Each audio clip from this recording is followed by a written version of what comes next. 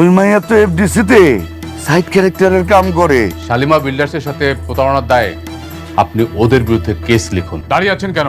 Salute করুন। পা বাপরেও সারে না। তুমি আবার তোমার রাজত্বটা ফিরে পেয়েছো।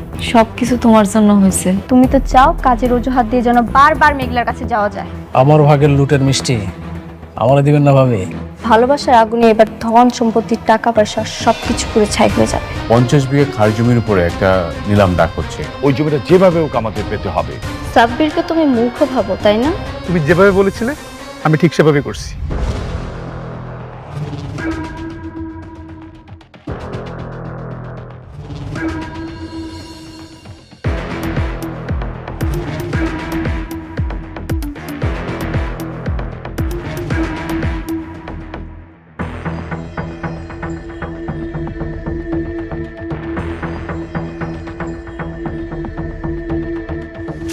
Ladies and gentleman, silent please. Good afternoon সবাইকে। আজকে পূর্বাচল 100 একর প্রাইম ল্যান্ডের মেগা নিলাম হতে যাচ্ছে। পকেটে টাকা বেশি যার, জমি তার। সো সবাই টেক দ্য চ্যালেঞ্জ, যার সরকারি বেস্ট প্রাইস হচ্ছে 200 কোটি টাকা। এখন আমি নিলাম শুরু করছি। 200 কোটি 1, 200 কোটি 2, 230 কোটি। অনিক সাহেব 230 কোটি। দারুণ শুরু করলেন অনিক সাহেব।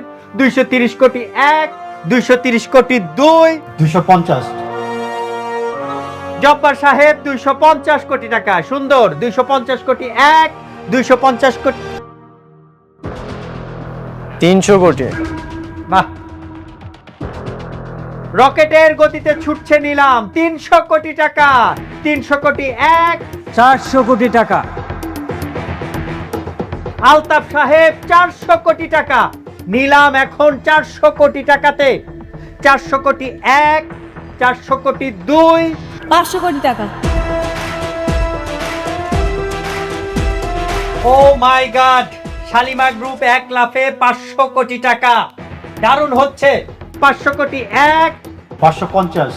জব্বার সাহেব 550 কোটি টাকা। তাহলে আমরা দেখতে পাচ্ছি এই জঙ্গলে আর কোনো বাঘ আছে নাকি যে রয়্যাল বেঙ্গল টাইগারকে টপকাবে।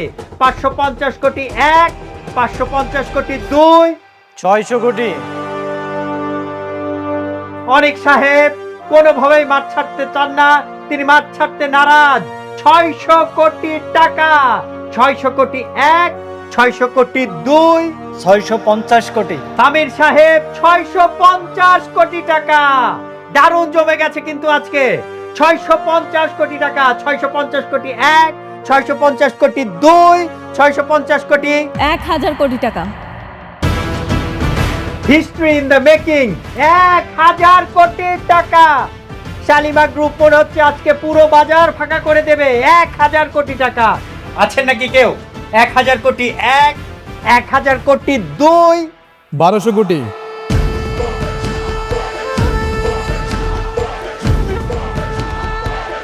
আরে এই ফকিরের বাচ্চা এখানে কি করে? এত টাকা কোথা থেকে আসলো? মিস্টার সাব্বির রহমান 1200 কোটি টাকা। বড় বড় রাঘব বোয়ালদের পেছনে ফেলে তিনি ডাক হাঁকালেন 1200 কোটি টাকা। Huge congratulation mister Sabbir Rahman.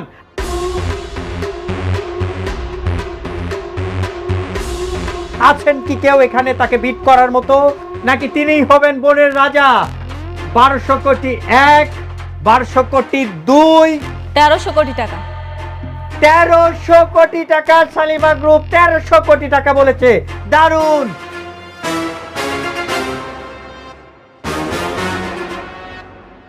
তেরোশো কোটি 1, 1300 কোটি 2, 1500 কোটি।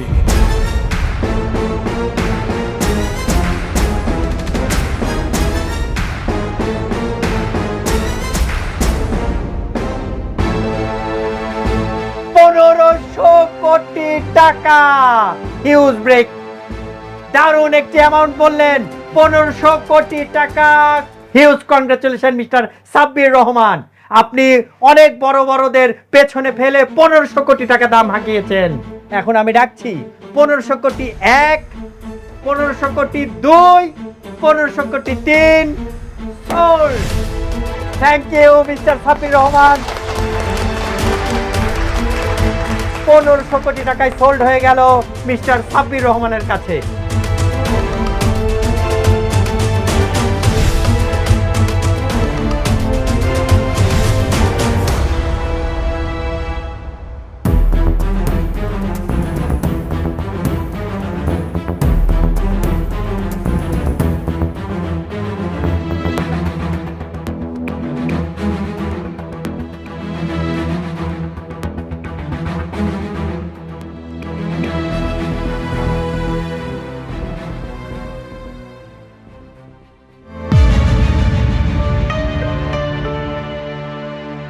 কি মিস্টার অনিক, চেহারা এমন চুনা হয়ে গেল কেন?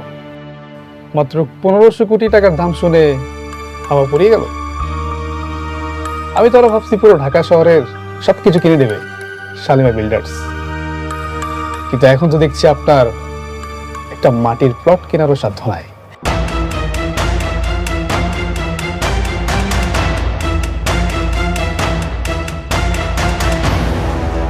সাব্বির, বেশি উড়িস না, আর একদম আমাকে টাকা গরম দেখাবি না।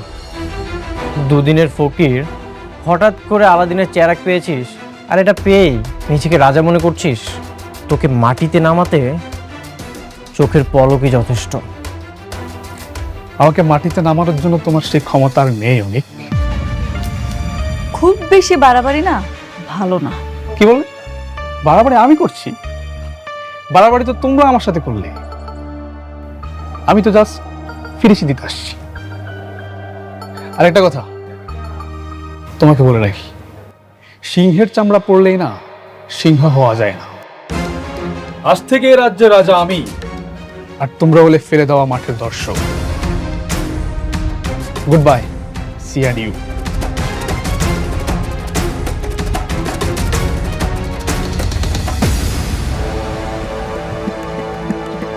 অনেক বড় দান মারলি তো সাব্বির, কিন্তু ভুলে গেছিস অনেক হেরে গেলেও খেলা কিন্তু শেষ হয় না।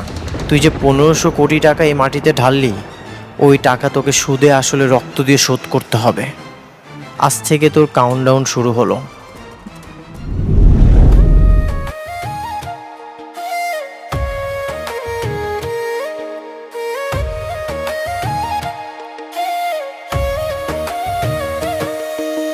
ভাগ্যবনে পাইলাম তোমায়, ভাগ্যে তো আর রইলা না। দুঃখে আমার বুক ভেসে যায়, সুখের দেখা হইল না। তবু আমি তোমার আশায় কাঁদি দিবারাত সুখে থেকো, ভালো থেকো গরি ঘরে রাজপুত্রে। সুখে থেকো, ভালো থেকো গরি ঘরে রাজপুত্রে। আজ তোমাকে বলতেই হবে, সাব্বিরের সাথে তোমার কি রিলেশন? যতই বন্ধু বন্ধু করো, আমি বিশ্বাস করি না। কেন বিশ্বাস করবে না? আমি কি ওকে বিয়ে করেছি, নাকি তোমার মতো আজকে এক বউয়ের সঙ্গে তো কালকে আরেক বউয়ের সঙ্গে রাত কাটাচ্ছি? বৃষ্টি, কথার মধ্যে মেঘলাকে টানবে না। তাহলে তুমি আমাদের কথার মধ্যে কেন সাব্বিরকে টানছো? ওর কি দোষ? সাব্বির এত টাকা কোথায় পেয়েছে? 1500 কোটি টাকা দিয়ে কিভাবে প্রজেক্ট কিনে নিল সেটা সাব্বির জানে, আমি কিভাবে বলবো? সেটা সাব্বির জানে, তুমি কিছুই জানো না। সাব্বির যখন প্রতিবার দাম বলছিল, আমি তোমাকে দেখেছি, তুমি ইশারা করছিলে। তুমি যা যা বলেছো সাব্বির সেটাই করেছে। হ্যাঁ, ইশারা করেছি, যা করেছি বেশ করেছি। এ একই কথা যদি আমি তোমাকে বলি, তুমিও যা যা বলেছো মেঘলাও তাই তাই করেছে। বিজনেসটা অনেক কিছু হতেই পারে, কিন্তু তাই বলে তুমি কি চাচ্ছ? তুমি তোমার এক্স বয়ফ্রেন্ডের সাথে বিজনেস করতে যাচ্ছ? তুমিও তো তোমার প্রথম স্ত্রীকে ত্যাগ করতে পারলে না।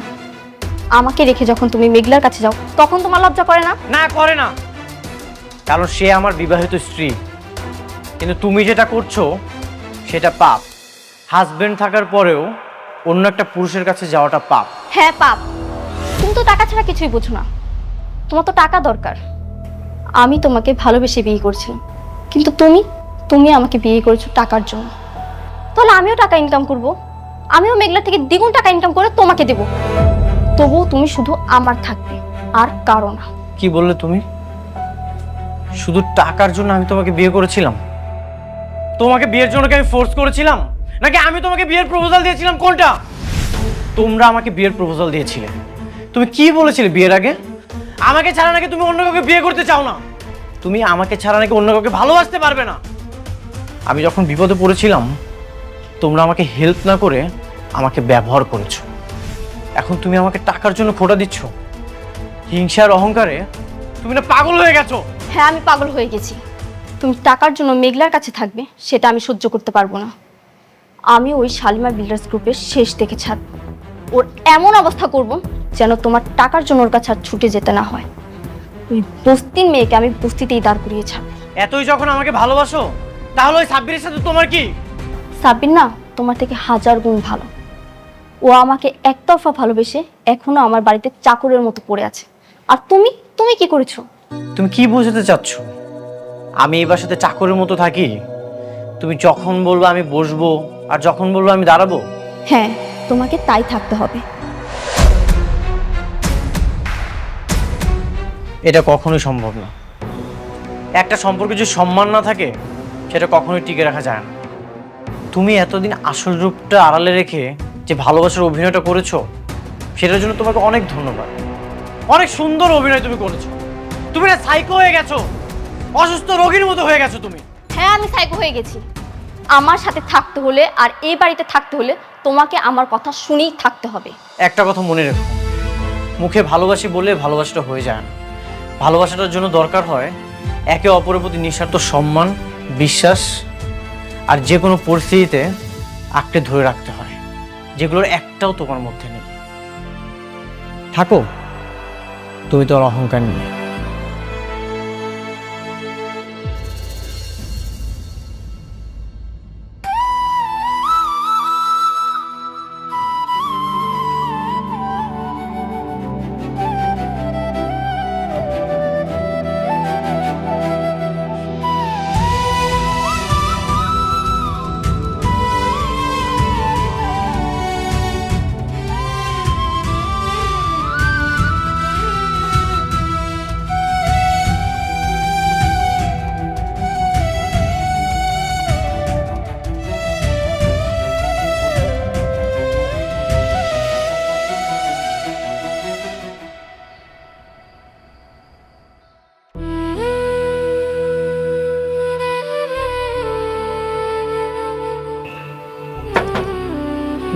মেঘলা, মেঘলা,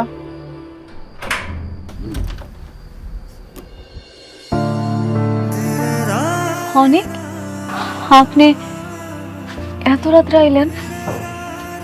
কোনো ঝামেলা হয়েছে নাকি? আপনার চেহারা আমার মলিন দেখাইতেছে কেন? আজকে রাতটা এখানে থাকার জায়গা হবে। আগামীকাল চলে যাব আমি, থাকার একটা ব্যবস্থা করে নেব। বৃষ্টির লোকে ঝামেলা করে আইছেন নাকি? আপনি ঝগড়া করে আসেন আর যাই করে আসেন, আমার এই দরজা আপনার জন্য সারা জীবন খোলা থাকবো। আরে এখানে খাড়া খাড়া কি তোরা এত কথা কবি? ভিতরে নিয়ে আয় বাবা, আসো ভিতরে আসো। আসো বাবাজি, ভিতরে আসো। আহেন ভিতরে আহেন।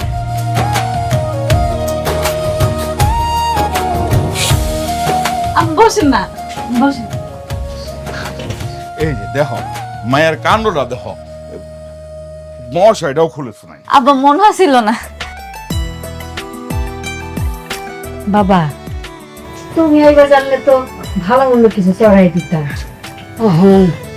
আচ্ছা, একটা ডিম ভাইজা দিন, তোমার ভাত দে, যা হাত মুখ ধুয়ে নাও। হ্যাঁ দাঁড়া, যাও বাবা হাত মুখে দিয়ে আসো। এই আমাদের খেয়াল রাখিস, কিছু লাগলে ডাক দিস। নিয়ে যা, হাত দিয়ে আসো। আচ্ছা, এই যে পানি রাখলাম বাবা। আই, আর কিছু লাগলে কইস আমারে। হাত মুখ ধুয়ে না বাবা, আমি খাওয়ার জোগাড় করতেছি। আচ্ছা আপনি যান, হাত মুখ ধুয়ে নেন, আমি নাহলে একটা ব্যবস্থা করি। আব্বার তো লুঙ্গি আছে, হেডা আপনার দি আমি নিয়ে। হ্যাঁ আপনি যান, হাত মুখ ধুয়ে।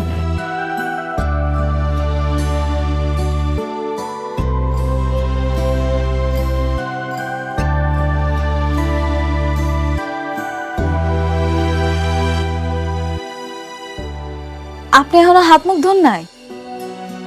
আসলন কল করে চলেন, আসেন আসেন আসেন কইতেছি।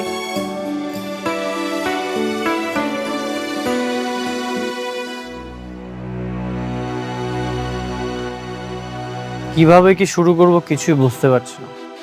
আমি যদি ওই কোম্পানির দায়িত্বটা না নেই তাহলে কি লাভ তাদের জন্য কষ্ট করে? তা ঠিক, তুমি একটা কাজ করতে পারো, নতুন একটা কোম্পানি দিতে পারো। কারণ আমার কোম্পানির দায়িত্ব তো আর তুমি নিচ্ছ না। এখন আমার মনে হয় নতুন করে শুরু করলেই ভালো হবে। এতে যা খরচ লাগে আমি দিব। সেটা তো একই হলো, তাই না? তাহলে কি করব বলো? তোমার যেটা ভালো মনে হয় সেটাই করো, আমি তো তোমাকে জোর করতে পারি না। আপনি শিওর?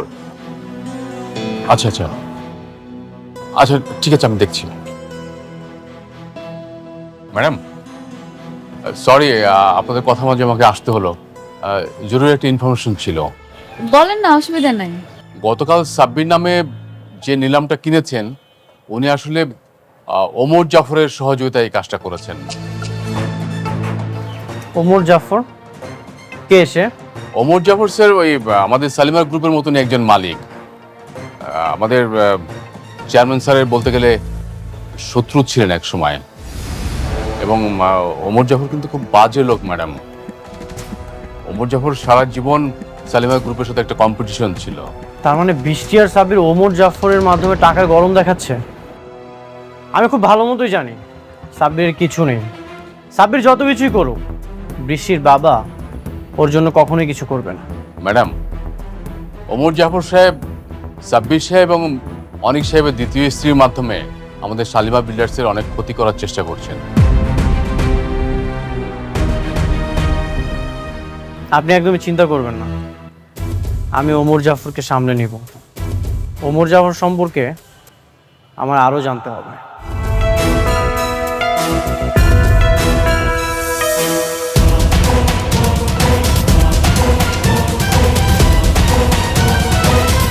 ওমর জাফর, আমি চাওয়া আমার একটাই, শালিমার গ্রুপের ধ্বংস।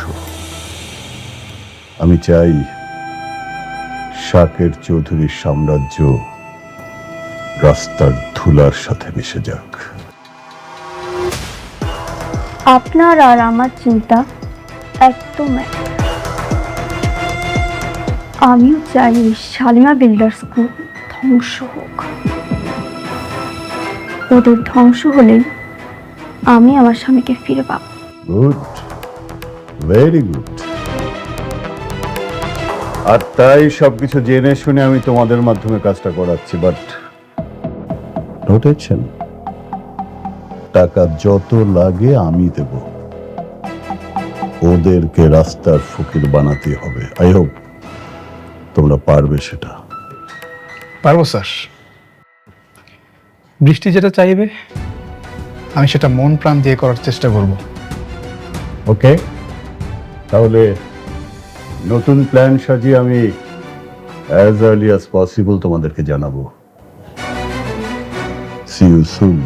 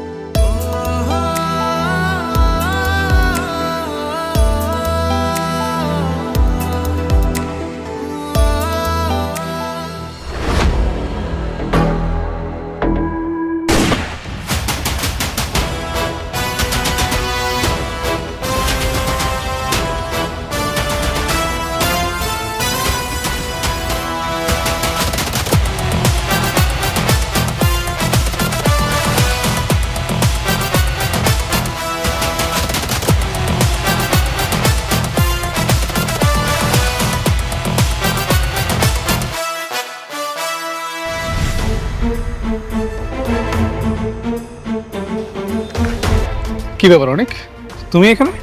কিছু হয়েছে নাকি? তুই কেন গুলি করেছিস? কার হুকুমে তুই গুলি চালিয়েছিস? আশ্চর্য, আমি কখন কাকে গুলি করলাম? একদম নাটক করবি না, আমি নিজ চোখে দেখেছি তুই গুলি করে পালিয়ে যাচ্ছিলি। অনেক, তোমার কথা ভুল হচ্ছে, আমি গুলি করিনি। বৃষ্টি তোকে পাঠিয়েছে, মেঘলাকে খুন করার জন্য তোকে কত টাকা দিয়েছে?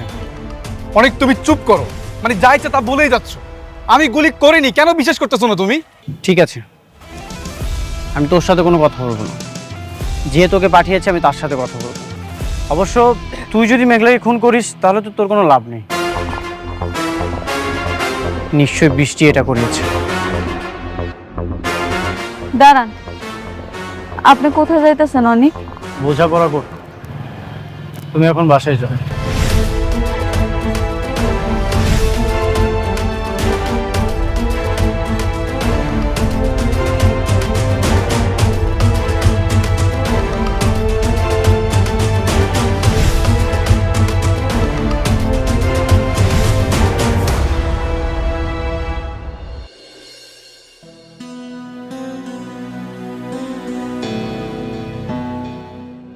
বৃষ্টি, এদিকে আসো, তোমার সাথে আমার বোঝাপড়া আছে। কি বলছো তোরা? তুমি মেঘলাকে কেন খুন করতে পাঠিয়েছ? মেঘলা তোমার কি ক্ষতি করেছে? ক্ষতির হিসাব করতে গেলে হিসাবের তো কোনো শেষ নেই। কিন্তু আমি ওকে কেন খুন করতে চাইবো? আমি কাউকে পাঠাইনি। একদম মিথ্যা কথা বলবে না। আমি নিজ চোখে সাব্বিরকে দেখেছি, হাতে নাতে ধরেছি। তুমি যদি সাব্বিরকে পারমিশন না দাও তাহলে সাব্বির এই কাজটা কেন করলো, কিভাবে করলো? সাব্বির? হ্যাঁ সাব্বির। তোমাকে একটা কথা ক্লিয়ার করে বলে রাখি, যদি মারতেই হয় সামনাসামনি আমাকে এখানে গুলি করো, পিছন থেকে মেঘলাকে খুন করার চেষ্টা করো না, তাহলে কিন্তু খুব খারাপ হয়ে যাবে।